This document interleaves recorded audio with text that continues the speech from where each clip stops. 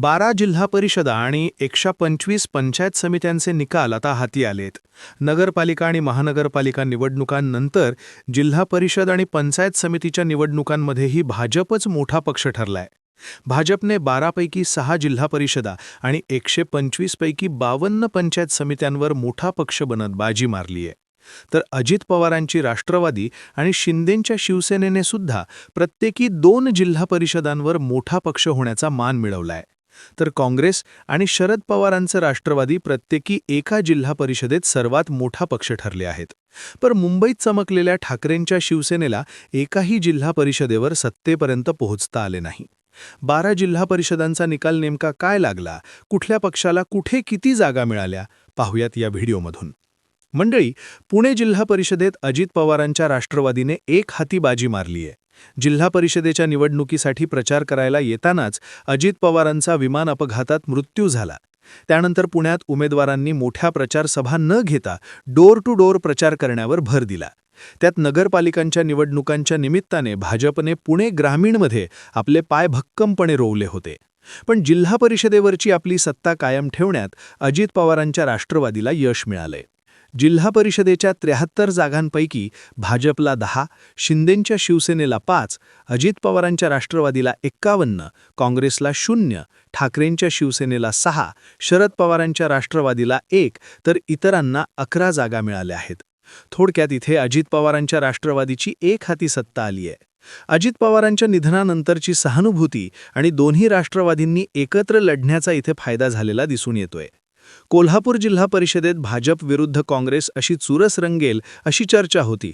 पण इथं सगळ्यात मोठा पक्ष ठरला राष्ट्रवादी काँग्रेस. महायुतीमधले तीनही पक्ष इथं काही ठिकाणी एकत्र लढले होते. तरीही महानगरपालिकेत एकट्या काँग्रेसने लावलेला जोर बघता घासून फाईट होण्याची चर्चा होती. पण इथल्या निकालात राष्ट्रवादी काँग्रेसने सर्वाधिक 20 जागा जिंकल्या. त्यानंतर काँग्रेस दुसऱ्या आणि भाजप तिसऱ्या क्रमांकावर राहिली. निकालानुसार इथल्या 67 जागांपैकी भाजपला 12, शिंदेंच्या शिवसेनेला 9, अजित पवारांच्या राष्ट्रवादीला 20, काँग्रेसला 15, ठाकरेंच्या शिवसेनेला 1, शरद पवारांच्या राष्ट्रवादीला 0, तर इतरांना 11 जागा मिळाल्या आहेत. त्यामुळे इथे महायुतीची सत्ता येण्याची शक्यता जास्त आहे. पण इथल्या वाटाघाटी नेमक्या कशा होतात हे पाहणं महत्त्वाचं ठरेल. सोलापूर जिल्हा परिषदेत भाजपच सगळ्यात मोठा पक्ष ठरलाय. सोलापुरात राजकीय पक्षाच्या चिन्हापेक्षा स्थानिक विकास आघाड्या महत्त्वाच्या ठरतात. या निवडणुकीसाठी पंढरपूर, माढा आणि माळशिरसमध्ये सोयीनुसार युती आघाड्या झाल्या. शरद पवारांच्या राष्ट्रवादीने ग्रामीण भागात मोठी ताकद लावली होती, तर भाजपसाठी पालकमंत्री जयकुमार गोरे, सुभाष देशमुख आणि विजयकुमार देशमुख यांनी शहर आणि लगतच्या ग्रामीण भागात जोर लावला होता. भाजपचा हाच जोर इथं कामाला येताना दिसला, कारण फक्त भाजपनेच सोलापुरात दुहेरी जागांचा आकडा गाठलाय. त्यात इथे राम सातपुते यांनी मोहिते पाटलांना आणि जाणकारांना जबर धक्का दिला. अर्जुनसिंह मोहिते पाटलांना माळशिरस फणशिरस गटातून पराभव स्वीकारावा लागला, तर उत्तम जाणकरांचे चिरंजीव जीवन जाणकर यांना संस्कृती सातपुते यांच्याकडून पराभव स्वीकारावा लागला. एकूण निकाल सांगायचा तर सोलापूर जिल्हा परिषदेत भाजपला 42, शिंदेंच्या शिवसेनेला 7, अजित पवारांच्या राष्ट्रवादीला 9, काँग्रेसला 1, ठाकरेंच्या शिवसेनेला 0, शरद पवारांच्या राष्ट्रवादीला 0, तर इतरांना 11 जागा मिळाल्या आहेत. भाजपने इथे एक हाती बहुमताचा आकडा पार केलाय. सांगली जिल्हा परिषदेत शरद पवारांचा राष्ट्रवादी हा सगळ्यात मोठा पक्ष ठरलाय. इथं भाजपने चांगली ताकद लावली होती, तर काही ठिकाणी दोन्ही राष्ट्रवादी एकत्र लढल्या होत्या. विशेष म्हणजे महानगरपालिकेतलं अपयश मागे टाकून इथं मळवळ्याच्या नेत्यांनी चांगली ताकद लावली होती, जी निकालात सुद्धा दिसून येते. कारण मळवळ्याच्या तीनही पक्षांनी मिळून बहुमताच्या काठावरचा 30चा आकडा गाठलाय. हाती आलेल्या निकालानुसार सांगली जिल्हा परिषदेत भाजपला 16, शिंदेंच्या शिवसेनेला 7, अजित पवारांच्या राष्ट्रवादीला 6, काँग्रेसला 11, ठाकरेंच्या शिवसेनेला 1, शरद पवारांच्या राष्ट्रवादीला 18, तर इतरांना 2 जागा मिळाल्या आहेत. सांगलीत जयंत पाटील यांचा करिश्मा दिसून आलाय. वाळव्यात 11 पैकी 7 जागांवर शरद पवारांच्या राष्ट्रवादीचे उमेदवार निवडून आलेत, तर सर्वात मोठा पक्ष ठरत शरद पवारांच्या राष्ट्रवादीने इथे यश मिळवलंय. पण सांगली जिल्हा परिषदेवर नेमकी सत्ता कुणाची बसणार हे पाहणं सुद्धा महत्त्वाचं ठरणार आहे. सातारा जिल्हा परिषदेत भाजप विरुद्ध शिंदेची शिवसेना या सामन्याची चर्चा होती. शिंदेंच्या शिवसेनेने आपल्या पॉकेट्समध्ये यश मिळवले असले तरी इथं भाजप आणि अजित पवारांची राष्ट्रवादी सर्वाधिक यशस्वी ठरली. भाजपने 24 तर अजित पवारांच्या राष्ट्रवादीने 23 जागा मिळवल्या आहेत.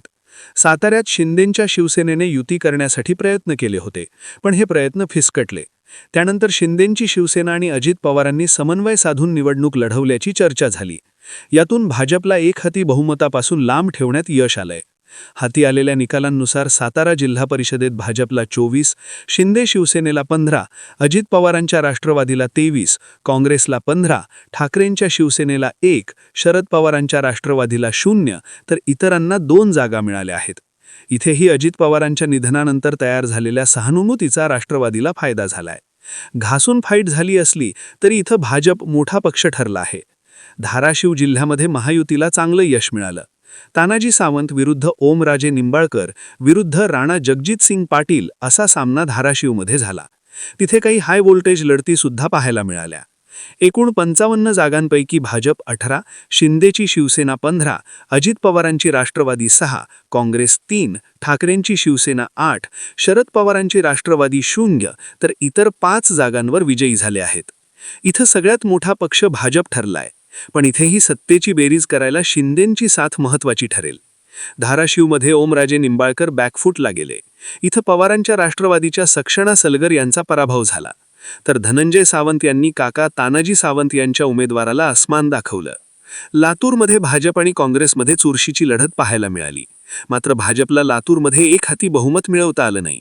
अमित देशमुख, धीरज देशमुख यांच्यासह दिलीपराव देशमुख जिल्हा परिषदेच्या प्रचारात सक्रिय होते आणि देशमुख कुटुंबाने महापालिकेसारखं जिल्हा परिषदेत देखील आपलं वर्चस्व कायम ठेवलंय.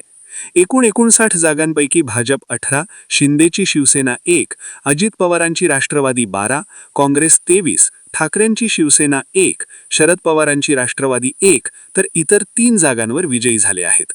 इथं काँग्रेसला सर्वाधिक 23 जागांवर यश मिळालं. पण इथे अजित पवारांची राष्ट्रवादी भाजपसोबत जाते की काँग्रेससोबत हा मुद्दा महत्त्वाचा ठरणार आहे. परभणीमध्ये महानगरपालिकेच्या निवडणुकीत भाजप आणि राष्ट्रवादी काँग्रेसला म्हणावं तेवढं यश न मिळाल्यानं हे दोन्ही पक्ष जिल्हा परिषद ताब्यात घेण्यासाठी सरसावले होते. परभणी जिल्हा परिषदेमध्ये मागच्या 10 वर्षांपासून राष्ट्रवादी काँग्रेसची सत्ता होती, पण आता मात्र परभणी जिल्हा परिषदेत भाजप सर्वात मोठा पक्ष ठरलाय. इथं ठाकरेंच्या शिवसेनेला आणि खास करून खासदार बंडू जाधवांना मोठा धक्का बसलाय.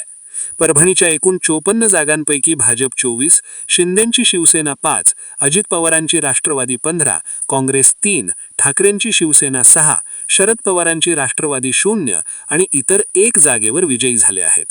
परभणीत भाजपचे माजी आमदार आणि मंत्री सुरेश वरपुडकर यांना मोठा धक्का बसला. त्यांच्या कुटुंबातल्या 5 पैकी 4 सदस्यांचा पराभव झाला. इथं भाजप शिंदेंच्या शिवसेनेला सोबत घेऊन सत्तेत बसू शकते, पण अजित पवारांच्या गटाची भूमिका इथं महत्त्वाची ठरणार आहे. छत्रपती संभाजीनगरमध्ये भाजप आणि शिंदेंच्या शिवसेनेमध्ये चुरशीची लढत पाहायला मिळाली, तर अंतर्गत वादात अडकलेल्या ठाकरेंच्या शिवसेनेचा आपल्या बालेकिल्ल्यात कमबॅक करण्याचा प्रयत्न पूर्णपणे अपयशी ठरला. संभाजीनगर जिल्हा परिषदेच्या एकूण 63 जागांपैकी भाजप 23, शिंदेंची शिवसेना 21, अजित पवारांची राष्ट्रवादी 4, काँग्रेस 1, ठाकरेंची शिवसेना 9, शरद पवारांची राष्ट्रवादी 1, तर इतर 4 जागांवर विजयी झाले आहेत. इथं सगळ्यात मोठा पक्ष भाजप ठरला आहे, पण इथेही सत्तेची बेरीज करायला शिंदेंची साथ महत्त्वाची ठरेल. सिंधुदुर्ग जिल्हा परिषदेमध्ये भाजपचा आणि पर्यायाने नितेश राणेंचा बोलबाला दिसून आला. तिथं भाजप आणि शिंदेंची शिवसेना या दोन्ही पक्षांनी युती केली होती. ठाकरेंनी इथं ताकद लावायचा प्रयत्न केला, पण अनेक जागा बिनविरोध झाल्यानं नितेश राणेंनी मतदानाआधीच ठाकरेंना शह दिला होता. निकालात सुद्धा हीच गोष्ट दिसून आली. सिंधुदुर्गामधल्या 50 जागांपैकी भाजप 27, शिंदेंची शिवसेना 13, अजित पवारांची राष्ट्रवादी 0, काँग्रेस 0, ठाकरेंची शिवसेना 3, शरद पवारांची राष्ट्रवादी 0, तर इतर 7 जागांवर विजयी झालेत. नितेश राणेंनी इथं भाजपला सर्वात मोठा पक्ष बनवलंच आहे, पण महत्त्वाचं म्हणजे जिथं ठाकरेंचा शब्द अंतिम असायचा त्या सिंधुदुर्गात ठाकरेंना फक्त 3 जागा मिळाल्या आहेत. रायगड जिल्हा परिषदेत शिंदेंची शिवसेना विरुद्ध अजित पवारांची राष्ट्रवादी हा मुख्य सामना होता, पण राष्ट्रवादी काँग्रेसने उत्तर रायगडात शिवसेना ठाकरे गटाशी तर दक्षिण रायगडात भाजपशी युती करून निवडणूक लढवली. शिवसेना शिंदे गट उत्तर रायगडामध्ये भाजपसोबत निवडणुकीत उतरलं होतं, तर दक्षिण रायगडात दोन्ही पक्ष एकमेकांच्या विरोधात होते. अलिबागमध्ये शेकाप आणि शिवसेना शिंदे गटात मुख्य लढत झाली, मात्र महाडमध्ये हे दोन्ही पक्ष एकत्रित निवडणुकीला सामोरे गेले. अशा प्रकारे जिल्ह्यात सोयीस्कर युती आणि आघाड्याचा पॅटर्न पाहायला मिळाला. पण इथे शिंदेंची शिवसेना हा सगळ्यात मोठा पक्ष ठरलाय. इथं राष्ट्रवादी दुसऱ्या क्रमांकावर गेलीय. हाती आलेल्या निकालानुसार भाजप 15, शिंदेंची शिवसेना 21, अजित पवारांची राष्ट्रवादी 16, काँग्रेस 2, ठाकरेंची शिवसेना 5, शरद पवारांची राष्ट्रवादी 0 तर इतर 0 जागांवर विजयी झाले आहेत. पण इथे शिंदे आणि राष्ट्रवादी या दोघांनाही स्पष्ट बहुमत मिळालं नसल्यानं भाजप किंगमेकरच्या भूमिकेत येणार आहे. इथं भरत गोगावले, महेंद्र थोरवे आणि तटकर यांनी आपापले गड राखले आहेत. गोगावल्यांचे चिरंजीव विकास गोगावले यांनी 5,000 पेक्षा जास्त मतांच्या फरकाने विजय मिळवलाय. पण सत्ता स्थापनेची खेळी महत्त्वाची ठरणार आहे. शेवटची जिल्हा परिषद आहे रत्नागिरीची. तर शिंदेंची शिवसेना विरुद्ध ठाकरेंची शिवसेना अशीच लढत होती.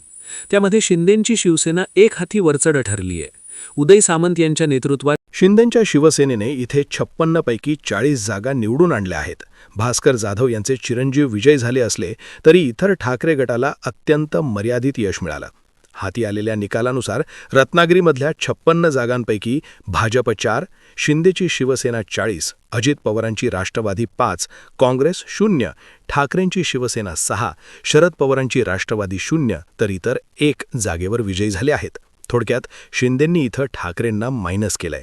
आता पंचायत समितीचा निकाल बघायचा झाला तर 125 पैकी भाजपने 52, शिंदेच्या शिवसेनेने 26, अजित पवारांच्या राष्ट्रवादीने 25, शरद पवारांच्या राष्ट्रवादीने 8, काँग्रेसने 8, ठाकरेंच्या शिवसेनेने 5 आणि इतरांनी 1 पंचायत समितीवर विजय मिळवला आहे. थोडक्यात इथेही भाजपला सर्वाधिक यश मिळालंय. तर मग या प्रचंड पिछाडीवर गेल्याचं चित्र आहे. या सगळ्या निकालाबद्दल तुम्हाला काय वाटतं? तुमच्या भागातला निकाल काय लागलाय? तुमची मते आणि प्रतिक्रिया कमेंट करून नक्की सांगा. आणि माहितीपूर्ण व्हिडिओज पाहण्यासाठी आपल्या चॅनलला सबस्क्राईब करा. धन्यवाद.